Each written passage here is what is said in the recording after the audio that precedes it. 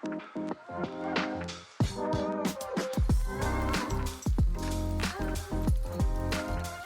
is going on, everybody, and welcome back to Salty Runback, here to be your weekly intake of North American Developmental League of Legends. We have one final week in the NACL regular season. Yes, it does feel like we just started the year, but it all comes to an end, at least the regular season, this Friday, with two teams being eliminated in the first and only Super Week of split number 2 of the NACL. My name is Grapes, joined alongside Hawk. Hawk, how are you doing today? Grapes, I'm not going to lie to you, I'm in the middle of a very long week, but I always do enjoy talking about the NACL, and the NACL was legitimately pretty exciting last week. Out of the 9 games we got to watch. 9, yeah. Shout out to my 5-head prediction of Blue Otter beating Conviction. That's not really going to be one of our headlines, so appreciate you, Conviction, for making me look mega brain. But otherwise, we had 9 very exciting games, and there was actually, I think, quite a few upsets, keeping things in the standings and maybe a little bit more interesting than we bargained for. You know, things are going to get wild, and we're going to talk about the upcoming schedule over these last 3 rounds of the tournament, but no team has locked a spot in the playoffs other than our team in first place being Supernova, and no team is currently safe from relegation other than, of course, Supernova, meaning that no team's locked in either, which means any team still has a chance to get into the playoffs. That's kind of the beauty of a short regular season in a way, is that it goes down to the wire a little bit, and actually the way the schedule worked out, going to be pretty interesting. Also some fun LTA news, fun stuff to talk about, to preview some Asia stuff, and some general existential crisis conversations. Just your typical Salty Runback episode coming at you. Make sure you give a like onto this, subscribe if you are new, and we're pretty excited to be getting into the home stretch here, Hawk. Playoffs are going to be starting. We'll finally be getting some best of series in the NACL as well. Oh my gosh, I cannot wait for this playoffs. We talk about the season almost coming to a close, but the playoffs are going to be so much longer, so much more exciting than the regular season. It's just a damn shame we got to eliminate 2 teams. But before we talk about all that, make sure you join the Discord, you check us out on all of our social media, and you subscribe. We still are trying to hit 1,000,000 by the end of the year, thanks to everyone that's been supporting us throughout Season 3 of Salty Runback. But without any further ado, we do have some NACL to talk about, starting with not those teams that we have to eliminate. That's coming in a minute. But one of the biggest stories of the week, the Citadel. Hey, Grapes, they beat Supernova. There's no undefeated teams in the NACL anymore. Last time you saw us, it was during our live reaction of Supernova versus Dark Zero, where we were super excited to see what Supernova had in store. They went their record up to 5-0 by picking up that win. Everybody thought, oh, this was just going to be the best team. I think that was our thought. Like, oh, yeah, this team probably should go 9-0 after they beat maybe their toughest opponent. I think we said that like multiple times during the episode. And then the next day, the Citadel comes to play. They dethrone Supernova, and the Citadel's had a couple of ups and downs throughout their season. They've lost teams like CCG, but then, of course, now taking a win over the number 1 team in the NACL, making sure that nobody is going to have that perfect 9-0 record. Is Citadel beating Supernova a sign that Citadel can be a contender for the promotion tournament, or a sign that maybe Supernova is not as strong as we thought? I think it's a tough one to draw conclusions to, like strong ones at least, about the strength of the teams. I want to give a shout out to Kenvi and Bradley, who played like the princes that were promised. Bradley dropped the nuke on the Yone, so that was pretty hype. And I think we always knew Citadel's team fighting was that good, so they were able to actually kind of drag the game out to a point where Supernova had to team fight them, and Supernova was not able to execute the setups the way that they wanted to. So it's pretty good stuff from Citadel. Not something we've been able to consistently see from them, and not something we've been able to see anyone do against Supernova. But honestly, to me, Grapes, I think this is just another signal that the league has a ton of parity. Like, I'm going to be honest, I don't think this means that Citadel's better than I thought, and I don't think it means that Supernova's worse than I thought. I think both teams are exactly the same. Reason being, I always thought that the Citadel team was good enough to beat anyone in the league on any given day. And in a best of 1, like, I could see, in a best of 5 series, right? Like, could Citadel take a game because they did exactly what happened? They crushed through mid jungle against Supernova. They absolutely could do that. And I think I would have said that the same thing going into the season, even when I was kind of being a Citadel hater, right? So, like, yeah, Citadel is still good. Supernova is still probably better, but they lost. And so, like, they're not immortal. I mean, I will say, like, they're not this, like, runaway gonna shit on the league team, at least, which I think is good. But, yeah, I think it's just another, like, damn, we got a lot of good teams in this league. Yeah, and we saw that kind of throughout the week as well in various other matches. You know, like Winthrop had a game against CCG, but then lost to Dorado. There is a lot of parity in this league, and you know, just before playing against Supernova, Citadel lost to Luminosity, who all of a sudden now they're looking like one of the best teams in the league again, going 2-0 for the first time this season with Insanity slotted back into their lineup. It does feel like there is a bit of that like kind of top pack and the bottom of the pack. But I don't even like. I think that Supernova and LG are at the top of the pack, and then after that, I'm really not so sure at this point. Dark Zero haven't done enough to fully convince me. Citadel has had their ups and downs. Conviction, who knows? They're 4-1 in terms of games that they've actually played, but they are all best of ones, and maybe maybe they'll have an identity crisis as we get towards the end, as they do have Luminosity and Supernova still to play by the end of their season. So right now, I'm saying Supernova and LG are kind of big favorites after this, and everybody else is kind of still in that conversation. Maybe Vancouver Impact kind of sliding on the outside, but you know, even they took a game last week. I agree with the conclusions that you've drawn, Grapes, because I'm totally with you. I do think Supernova and LG are still the standouts. Also, Supernova, despite the loss, they're actually the only team that is mathematically locked in or out of playoffs at 5-1. So they're in, regardless of losing to the Citadel. I think the bigger thing is, like you said, I agree, like, jury's still out on Citadel. Any given day, they might be the best or the worst team in the league. Like, I think that's a completely reasonable take to have. But that was a huge win for them, because as we are about to talk about, there is a pretty scary, like, relegation spot that is still looming, that is yet to be decided. And I think the Citadel, by winning a game that they were probably not supposed to win on paper and being 3-3 instead of 2-4 heading into the final week, that is a big deal when we kind of get into the conversation about the teams just underneath them in the standings. Another conversation around the format is just that, you know, the way that you have to just like kind of hope that you're lucky that you pull off an upset in one best of one to like make or break you making the playoffs. Every game the 5th matters. Seed versus being like the 9th seed and being sent to the promotion tournament. You know, it's kind of it does make every game like super important, which is what you're saying here.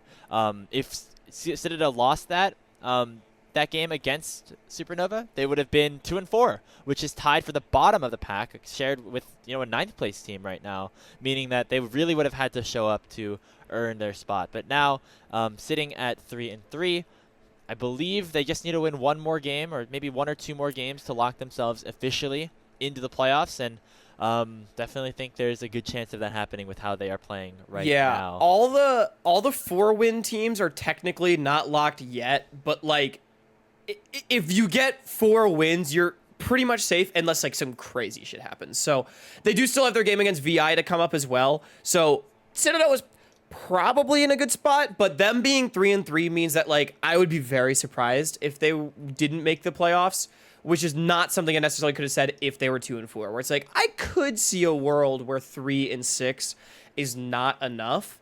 And they do have a game against Blue Otter, which honestly, Grapes, I think we should just transition to the second headline because we're kind of bleeding into it already.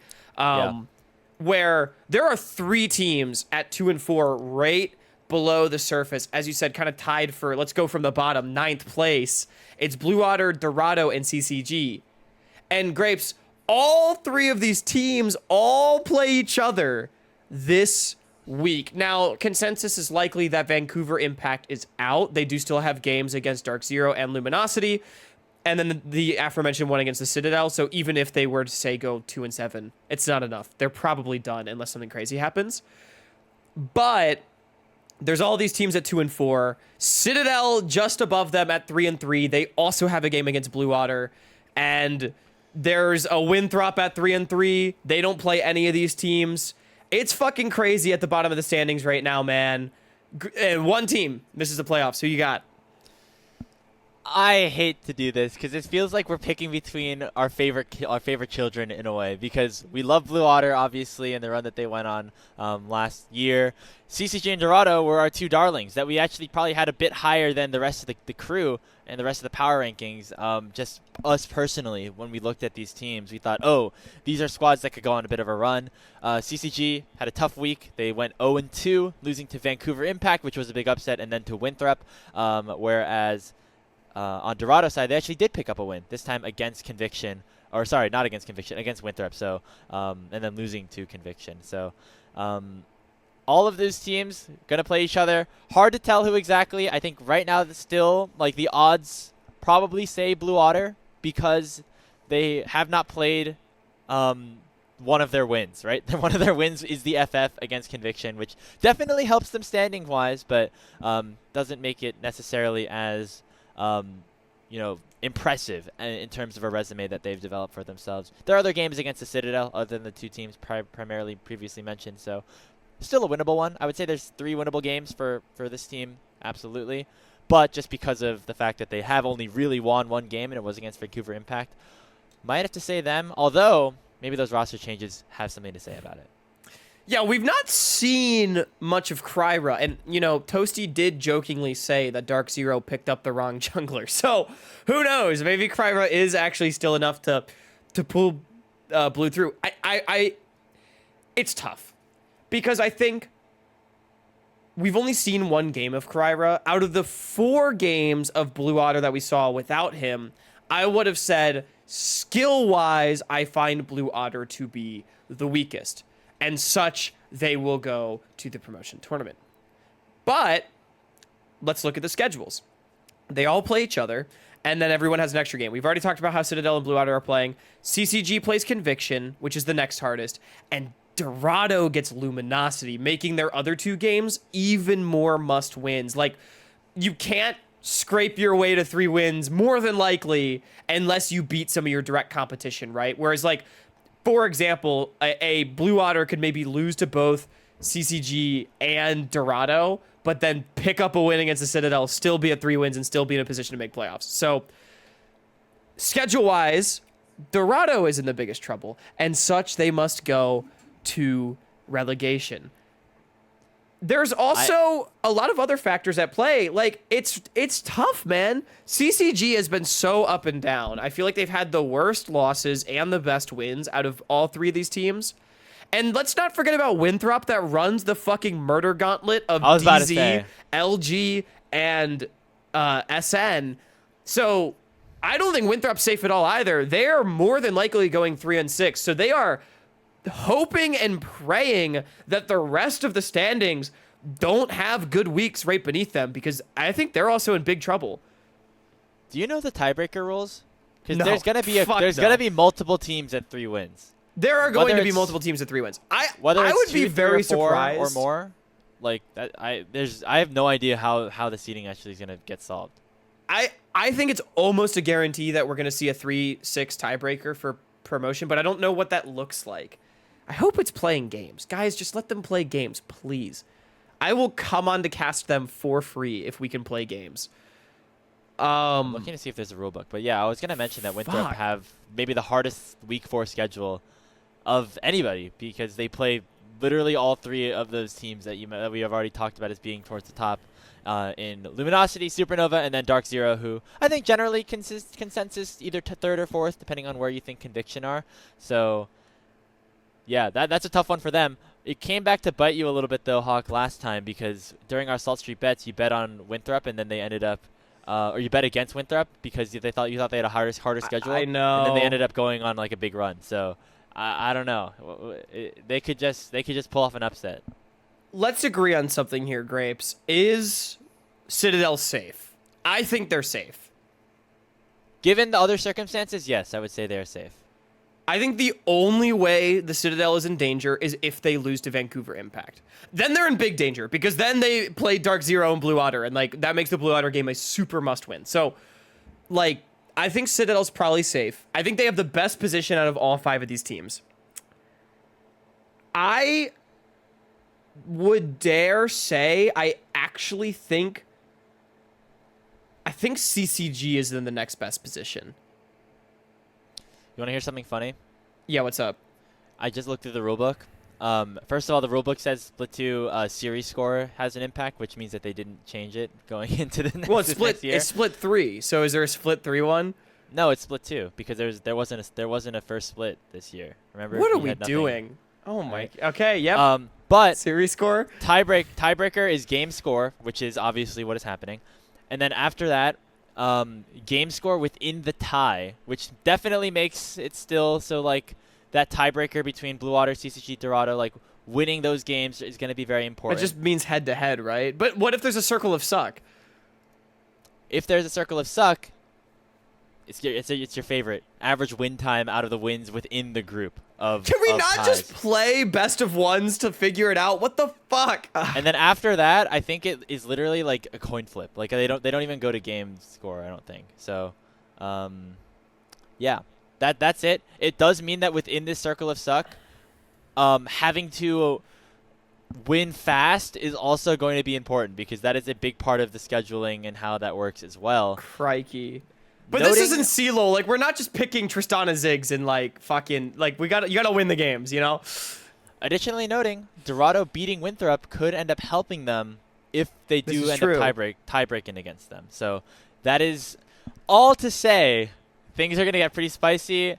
No tiebreaker games, just now these specific matchups become very important. I guess you say Blue Water, or you say Dorado. I'm saying Blue Water for now. We think that generally Winthrop and CCG are a little bit more in the clear. See, look, if I'm actually answering the headline, I think it's Dorado. I think they are good enough to win their games against the competition and move on. But I don't know. I just feel like it's the hardest because they have to like win those games. At least one of them. Must wins. But at the start of the split, I said I'm going to be biased towards Dorado. I love this team. I love these players. I think they got the sauce. Dorado's the favorites. They're safe, baby. They're going to make it. It's Winthrop. The Eagles are going to get knocked out of the sky by a fucking stone, and its name is Dorado in week 3. That's my bold prediction right there. Blue Water beats the Citadel to qualify. Dorado 2-0s everybody. And then CCG beats Blue Water. There you go. You heard it here first, everyone. And then Winthrop just loses and then out. Winthrop and then fucking falls out. Yeah, exactly. Which actually means that the tiebreaker is between Winthrop, CCG, and Blue Water, which is just a fucking mess. But I'll let you figure out who that means is getting relegated. I will say I am a Winthrop believer. I think that they're going to do it this time. So any Winthrop I think they will too, here, but I have to stand. We know that's a lie. He's doubling down for the second split in a row against Winthrop, and that just powers them more. So, you know I do think mobility does get stronger the more I talk bad about his game. Although I've been kind of glazing him. So, dude, he's been great. He's been great yeah. this split. So, I mean, yeah, we did a whole session last week. So, yeah, definitely think it's going to be close. We really don't know, and that's the beauty and the horror of best of ones and this current format where there's no tiebreaker games either. So yeah, we'll see how it goes. Again, we don't necessarily think that there are like promotion or demotion like worthy teams at this point in the season. And we kind of didn't think that going into the year. I think last split we kind of didn't think so, and then we're like, okay, maybe AMI is a little bit more towards the bottom 2, and they ended up being so. I really have no idea. It's going to be a banger, man. I'm so excited for the week. I have nothing else to say. I've said my piece. I said my scenario. All right. Everyone else, let us know who you think. Let us know in the comments. Yes. Yeah. Beautiful call to action there, Hawk. Using the YouTube algorithm correctly. And, Thank you. I completely forgot about it. Yeah. Yes. Let us know in the comments who you think is going to also be joining Vancouver Impact. Do you think Vancouver Impact is going to make it out and it's going to be 2 of these That would teams be insane. making it down? If Vancouver Impact makes it out, someone give me like a bet right now. Okay, let me know in the comments or in our Discord what I have to do if Vancouver Impact makes playoffs. live mustache shaving on stream your next cast. I worked so hard on this for like the last 3 weeks.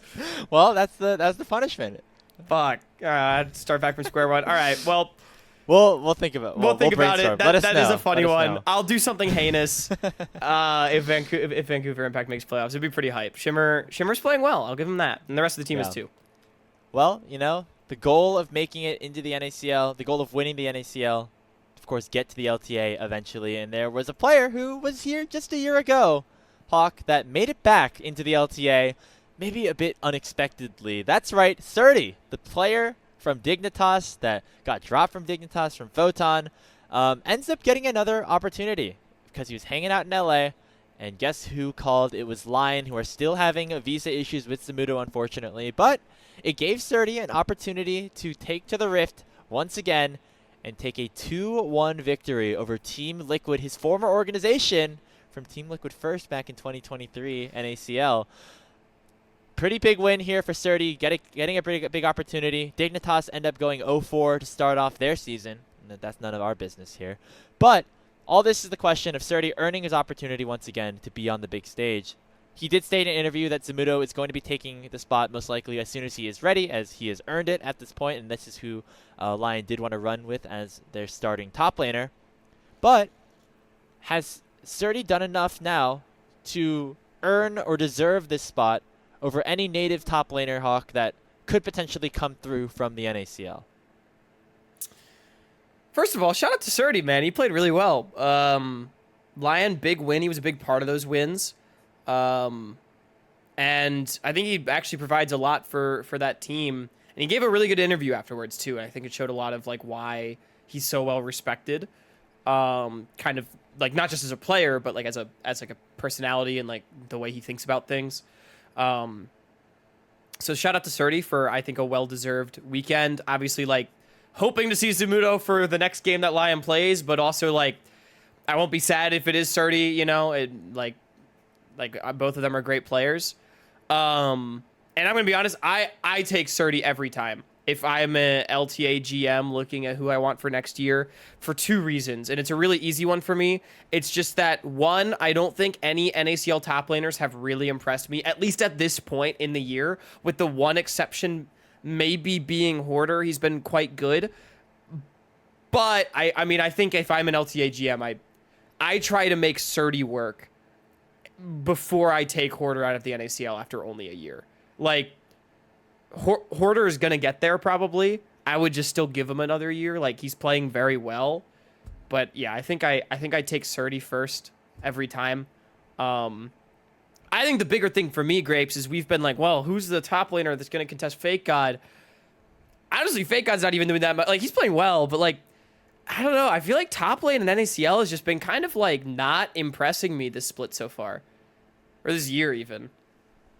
Yeah, I mean, the candidates in my head are Hoarder and Fake God. One direction or the other, going with pure youth and inexperience, but potentially high potential, or a guy that's been proven to be an average to, maybe slightly below average top laner in Tier 1. I think Srtty right now is better than both of those options. And yeah, I mean, when we had the 2 best top laners in the league, theoretically, and Srtty and Zamudo both get promoted out of the league in consecutive splits, top lane's not going to look as strong anymore, obviously. So just kind of how it is. Remember, we had a big situation like that when, like, Masu and Yan and all these, like, 80 carries kind of left. And then eventually, like, they start to refill in terms of, like, the talent level that we think that we have down there. But, yeah, I think that Srtty probably should be in consideration over any of those top laners, at least for now.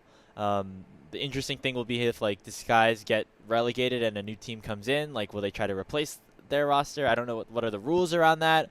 That would be potentially an interesting thing to follow as we get into off season going into 2026.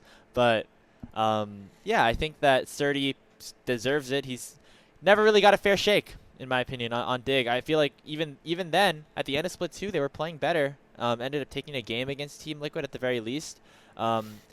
But it also goes into the fact that it seems like this Dig organization is just cursed to always suck, kind of no matter who's on the team. Yeah, I don't know. It's kind of crazy, bro. Like, Lion has a really great team fighting Korean mid and AD carry, and they're like, wow, we just need someone to bridge us through the game. So they gave Srtty a lot of early resources on like carry oriented champions, and then like the dude like would rock up to mid game fights, and then their really good Korean mid laner and AD carry at team fighting would like win team fights. Like, oh my god, it's almost like they had a game plan and like an idea of how they wanted to do things.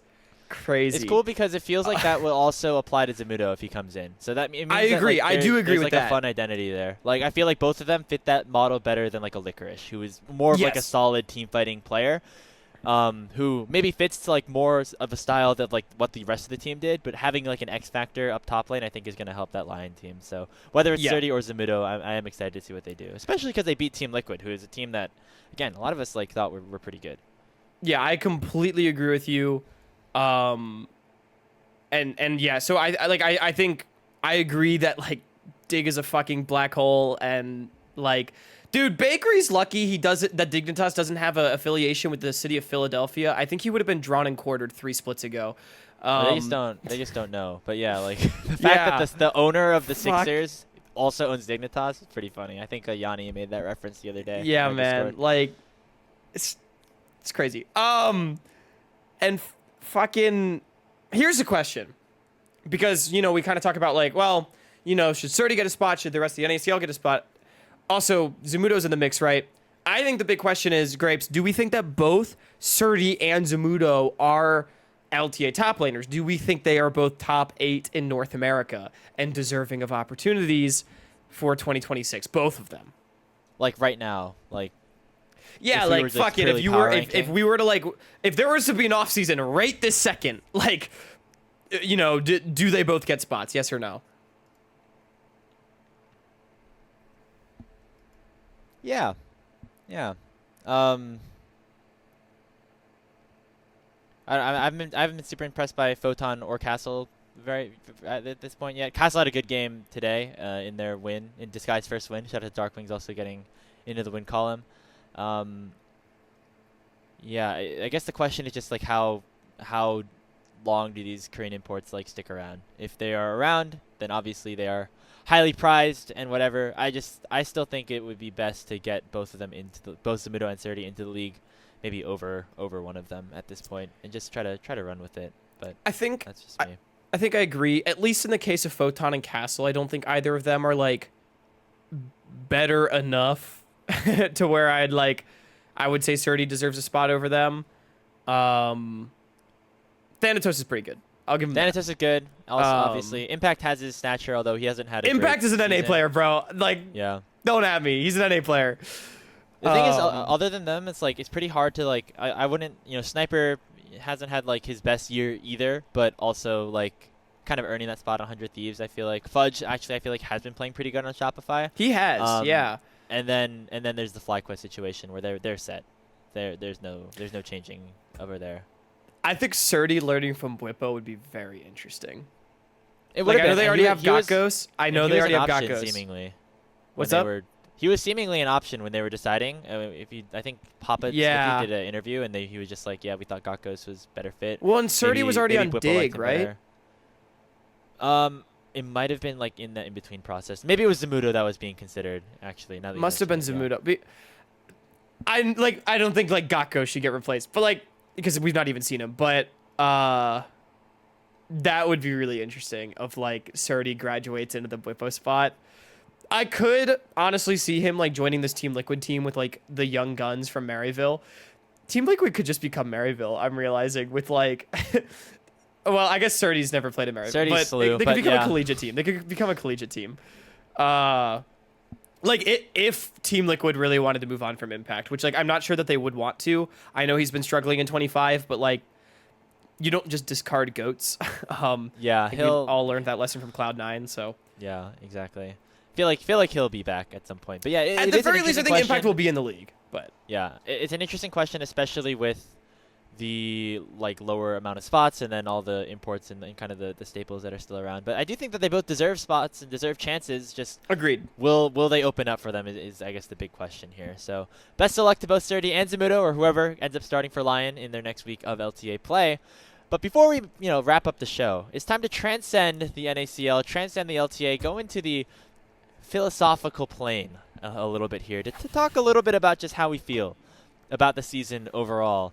I feel like, if you take a step back and think about how the NACL is currently formatted, there's a lot of these like kind of independent organizations with all of the teams kind of gone, and it creates now a situation where Tier 2 is kind of just what Tier 3 was 5 years ago, where it's the best amateur teams and then kind of all the leftovers go and play in the OQs. And it feels like Tier 3 has kind of been tossed aside a little bit, turned into this kind of variety format where only happens a couple of times, a couple of weeks, and then you go and play. I mean, it's really like a promotion feeder tournament format now. Yeah. Like very directly. It didn't used to be so direct. Exactly. There used to be like a season around it. Yeah. Now it is just tournaments. There was a purpose to qualifying it. Points. Exactly. I guess the question here, Hawk, is looking at some other formats. An interesting thing we were talking about is like, man, it feels like there's a lot of games that maybe feel one-sided in the NACL, things like that. Other leagues, the LPL notably, and even the LCK has adopted this for Split 3, split up their teams into the higher group and the lower group. And I guess the question here is, would you be interested in an expanded format where there's more teams in Tier 2 in the NACL, because there's no differentiation between the Tier 2 and Tier 3 anymore. They're all teams. And playing in a group ascend, group nirvana situation, best teams play against each other here, worst teams play against each other here, some qualification to the playoffs just to get more players and more teams involved. Yeah, and so the root of this question, the clickbait headline is, should Tier 3 and or should Tier 2 and Tier 3, like, that system be abolished, right? Like, should we fucking reinvent the wheel? And as you mentioned, like, the obvious solution is to maybe go to some sort of divided format. I mean, fuck, even Aegis is kind of doing it, like, with the GSL system that they have, the modified GSL. And the reason we ask this is, or at least the reason I kind of thought about this, and I've been pondering this, is I think, well, there's a reason, and then there's like a what I think. So the reason is that, I'm going to be honest with you all, the NACL in 2025 has been pretty fucking boring. Like, the actual season of the NACL has been pretty boring. It's just teams playing games, and we're all kind of like, hoping to see who wins at the end, but like the format's not that engaging in and of itself. And we want to see who makes promotion relegation, right? And we want to scout the next generation of talent. Like, that's why we love it. But as an entertainment product, it's pretty boring. My take is that, why does the NACL need to be 10 teams? It used to be 10 teams all playing in a season against each other because they were affiliated with the LCS, right? And they had their spots, and that was their academy training ground. And that made perfect sense as a system. I think Proving Grounds in 2021 and 2022 was a great way to like combine those systems as well. 2023 Spring was like a further iteration on that idea. And then the bubble popped, and we got to where we are now. And so even though, like, yes, I think we would all agree that, like, these are the 10 best teams, give or take, and, like, they all deserve their spots. That's not my point. I think the idea that the NACL is 10 teams, and they're the only teams that get to have, like, a season beneath professional is very arbitrary, and it just kind of doesn't make sense. So what if we abolished the system as it is now and kind of combined Tier 2 and Tier 3? Like, what if it had 24 teams or larger?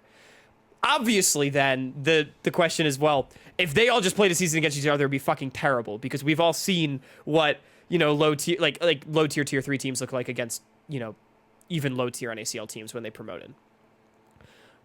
So that's how we arrive at, like, something like this LPL, LCK, like, modified groups format where the good teams mostly play the good teams, and the bad teams mostly play the bad teams, but they all have a place to compete. And unlike Aegis, it is directly building into the big end, right? Where, like, theoretically Bob and 5 friends could make it all the way to the end, but you don't have to go through all the bullshit that you do now.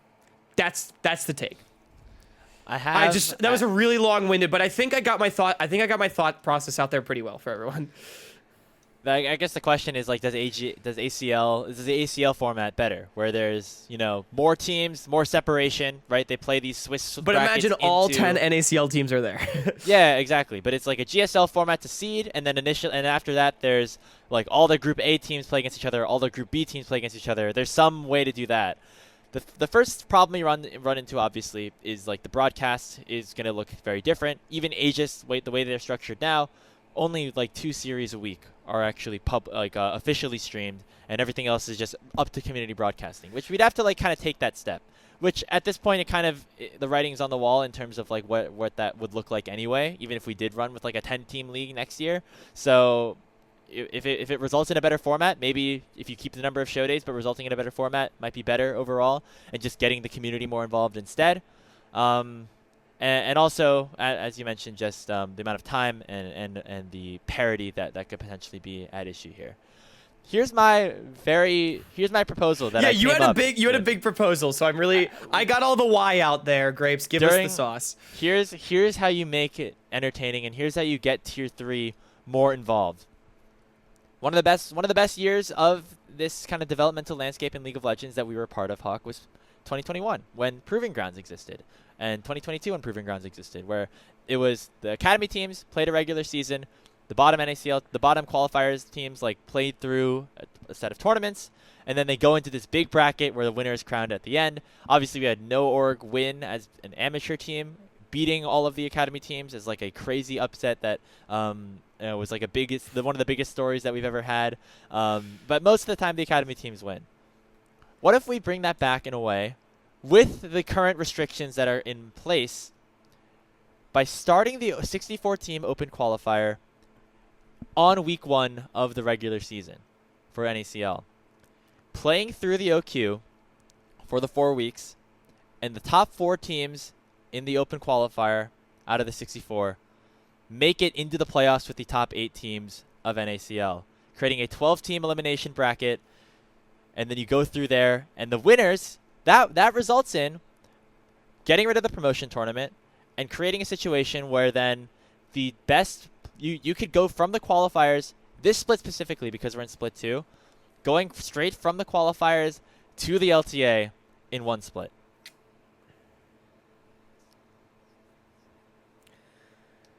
Here's the one issue I have. I think it makes it worse to be one of those bottom 2 NACL teams. Just don't be last. Because even in the LPL format, like the lower seeded teams get a chance. Maybe it is the LPL format then, where the bottom 2 NACL teams play against like the top 2 qualifier teams in a best of series, or they play a little bracket there, get the promotion tournament out early, and then go back in. But there's some... Yeah, maybe like what if like top 4 NACL or the top 8 in the NACL all get like buys, and then there's also more tier 3 teams that make it into this big tournament, this big playoffs. And playoffs is like, say, like 16 teams. Maybe it's 16 or something. teams. Yeah. Sure. And so like the top 8. No, that or the way it would work. The way it would work was a certain number of teams 6, get buys. Top 6 in, and then bottom 8 like gets sorted out. That's what it was like in LPL last split, when it was a total of I think at the very least, bracket. you do need to guarantee that all the teams in this upper division like don't get less games, because that is interesting. Yeah, and I do think you can skip the step that Aegis has, where they do have this like first couple weeks of like, well, the good teams are going to shit on the bad teams, and the bad teams are going to get shit on, and then like we're really just trying to figure out who's in the middle, right? You can kind of skip that step, which I agree with. And I do like the idea of, I just like the idea of having more teams in like this big extended format. And again, like, yes, if it's just giant playoff bracket, like there will be a couple stomp series between like 2 teams that are probably not on the same plane of existence of each other. Like if Supernova were to play Milk Esports, like, yeah, that's probably a 3-0. But like, we saw Supernova lose to Weeper State.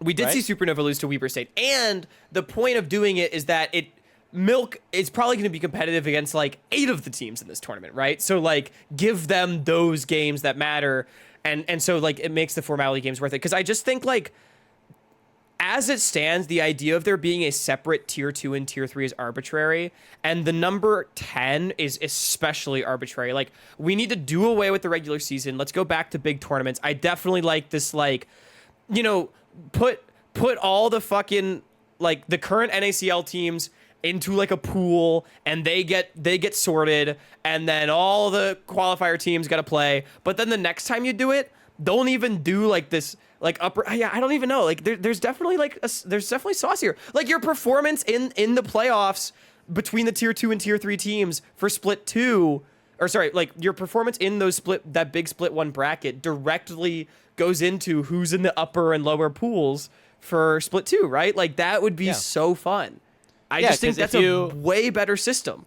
Because in this scenario that we're bringing up, if you're the 9th place NACL team, you just go play right back in the qualifier again, just finish at the top of the qualifier, and then just get right back into the playoff format. There's not this extra degree of separation of a split to go from tier 3 to tier 2, which makes it harder for, players that are teams of 5 to get in. Obviously, we even saw like Jolly Rogers like barely were able to form a team. Like they had to like find a really last-minute partner. There was concerns that maybe they weren't even going to get the chance to play. Just like creating a situation where you can just make that roster 5, go all the way to the top, kind of trying to expedite that process to give the most people the best opportunities would be good. And so that's my way to fix the league. And you can still have the regular season. You can still have everything. No, fuck the regular season. Get rid of the regular season. Kill it. Kill it with fire. Kill it with fire. Do pools. If you still wanted to keep it with the 10 teams up at the top, and then you just play the 64-team bracket, this is trying to limit the amount of change that you have to do. You're not dreaming big enough. We need to not be afraid of change. That's what got us here. That's why we're in this position. Now I'm getting fired up. I think this is a great idea. Riot's pretty afraid of change. So You've heard it here first. I am staking my claim. We need to abolish the tier 2, tier 3 system. Make it such that the current NACL teams start in that top pool for split 1 in 2026, and anyone that wants to sign up, up to a certain number, plays in like the bottom pool. That all gets sorted out. You take a certain number of teams out of that bottom pool, and you do a big fucking playoff bracket with all 16 of them, or 24, or whatever you want to do, that come out of the bottom and also from the top. And then that directly goes into where you start your road in the next split. I think that is absolutely the way forward, or something along those lines. But as it stands, Tier 2, Tier 3 as a system is fundamentally flawed and will never, ever be interesting or satisfying entertainment product. We just need to take a leap of faith and overhaul everything we know here in this region. Damn. I didn't know it was going to get this intense, but I didn't know either. I'm going to be honest with you. I just really got into this. This is fun. Let us know your ideal format moving forward, because I think we can all agree that this is not the best solution for one reason or the other. I think some big fundamental change would do us a solid, especially if the shot at promotion is still on the line. It just seems like there's too much of a barrier for just players to get that opportunity to play. If you're just let people play games. Think about it this way. Like, if Near Airport could have just played one tournament this split and gotten into the promotion tournament, maybe they'd still be around. Maybe they wouldn't have disbanded. But there's that extra, and maybe that extra amount of a barrier is good, because it helps sift out not only the best teams, but the teams that actually want to be here. Yeah.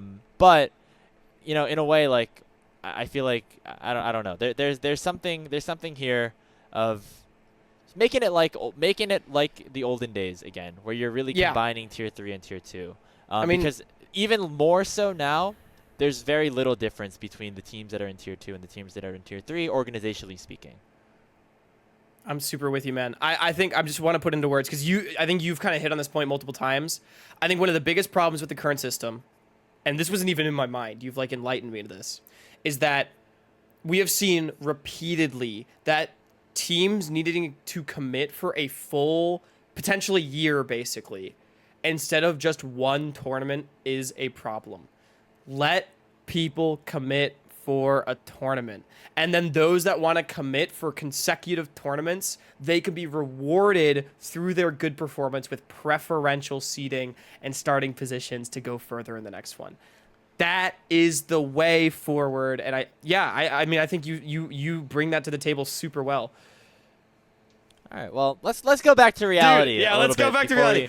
Before we wrap up the show. I got really hyped about this. If anyone wants to hire me to be a TO, I know a good Tim Dakar that can flesh out all these ideas for us. Absolutely. Well, here's the thing, is that this is not happening this split. And you know, there is now the full concept of the promotion tournament that is going to happen for, you know, 2 of the bottom teams in the NACL. They're going to have to go down and try to defend their spot for the start of 2026.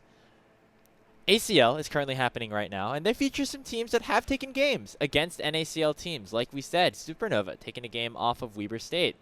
Our goal here, Hawk, is becoming the GM of Salty Runback Esports. We are forming an OQ team, and we want to try to make it into the NACL only using players that we can scout from ACL. Who is your starting 5 to try to get into the league? I feel like we should like work together on this. So there's a couple of like maybe obvious ones. One is that both Chrome and Levitate and Hub are all currently playing in Aegis, and they are teamless for the NACL. I'm definitely going after one of the 3 of them, probably immediately, Grapes. I'm looking through it to make sure there's nobody else that really fits that mold. Nori B is pretty good. Ajosu's had a pretty good split. Enthralled is not eligible because he's playing in LRN. I think you got it. I think it's those 3. Who do you want? I'll let you take this first selection. I mean, if I really do get to pick whoever I want, it's Chrome. But I feel like more realistically, it's probably like Levitate, right? Like, come on, Chrome's gonna get a team offer. You know what I mean? Like, I don't know if I could hang on to him for OQs.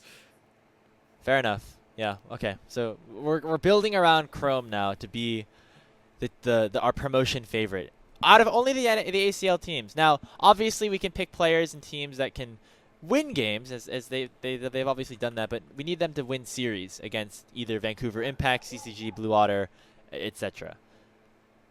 I'm looking around right now. It is tough because, you know, I think Hawk, if we take Levitate, we should just take Cryogen to finish off the Esports whole milk bot lane, and then we can kind of build it off of it from there. Dude, honestly though, like Phi Mini's there too. What if we just took Phi Mini, Levitate, and Cryogen? No, but he's on a team. He's on a team. But is he really? I mean, like, come on. He's a sub. He's listed as a sub. All right, fine. Okay, yeah, I agree that Levitate and Cryo are probably good. Fuck, who do we get in mid? I feel like when there's no Phi Mini, it's a little tougher. Yeah, mid lane, not a ton of options. Like Robbie Bob definitely steps out as a name. So does Papa, who is on, of course, the Papa's Chonks team with Chrome. We could try to bring Lycamaz back. My nomination, Hawk, is Goku from Weber State. Goku's a good pick. I don't know if in reality he would actually be down to play, because he might just want to play with Weber anyway, but that is who I would be reaching out to. And if that is the case, I think I might also take U13, even though maybe there are some other better junglers out there, just for the synergy. They do play really well together. I mean, yeah, I think Goku or Robbie is the way in the mid lane. I really do think if you're looking at jungle, I think U13's pretty high up there. Chad is also here. Chad is very good. There's also, like, if we wanted to get, like, spicy with it, like Munchie, you know? Like, I feel like we can't just pick, like, former NACL players, you know what I mean? Like, Munchie, we gotta pick... Evan Lai, took Just Beat Lotus as well. I would pick Munchie in that situation. Wenwin, Colthrow. I'm just naming names right now. Inori is on Galaxy Gaming still. You want to go U13? You want to go U13 Let's Goku? go take Goku and U13. It's either that, it's Robbie and Munchie, or Goku U13. Take your pick.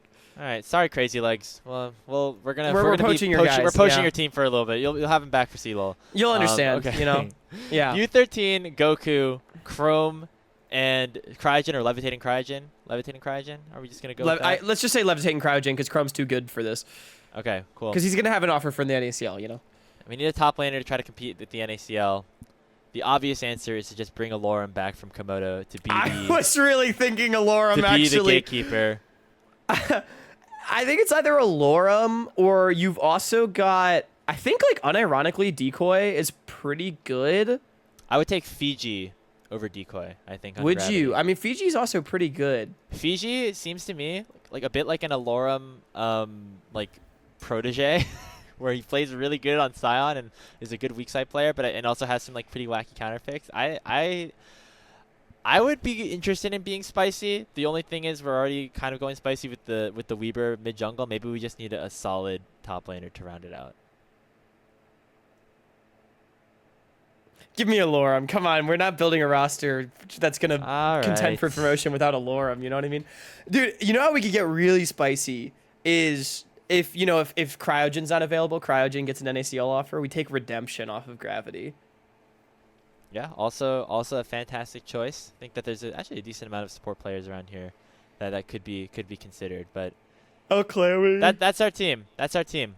Alorum, U13, Goku, Levitate, and Cryogen. Yo, that If team's they pretty form- fucking hype. It's pretty good.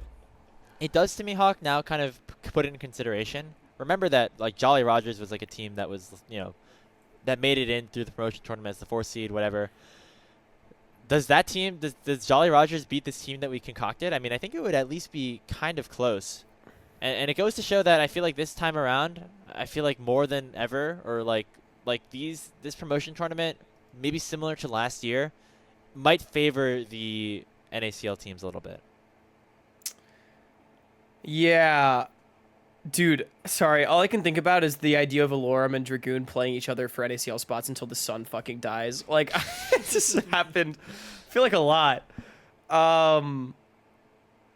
Dude, I think our team might clear. Our bot lane's definitely better with Levitate and Cryo, I feel like. Sudzy and Shimmer, though, against U13 and Goku. Jury's out for me. Jury's out for me.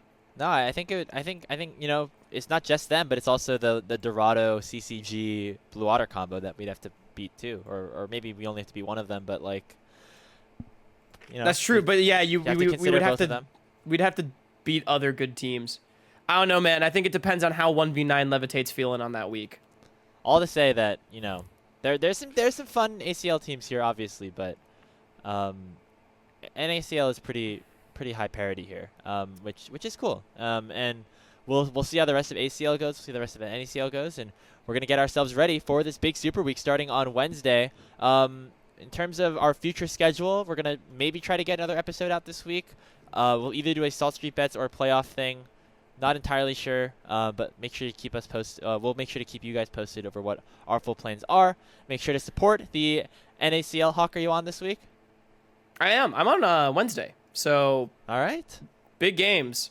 Big games, including, I think it's Dorado Blue Water is the first one of the day. I got a few of those big ones. Winthrop, we talked about CCG Conviction. So make sure you watch NACL. Make sure you check us out here at Salty Runback. Join our Discord. Subscribe, like, do all the things. And I was going to say something else. I don't remember what it was. Oh, yeah, as far as, things coming up, we should have another episode out this week. Salt Street Bets should be happening. And then preview for next week we'll do a playoff bracket or something. So we have our next couple part 2s planned out, obviously headlines as well. So we got some good Salty Run Back ready to come at you. But that's going to do it from us here today. If you think that we should keep this current Tier 2, Tier 3 system, you can take what we said with a grain of salt. Make sure you check us out on all of our social media at Salty Runback and at Hotcast at Speedy Grapes. And stay safe. Have a good night.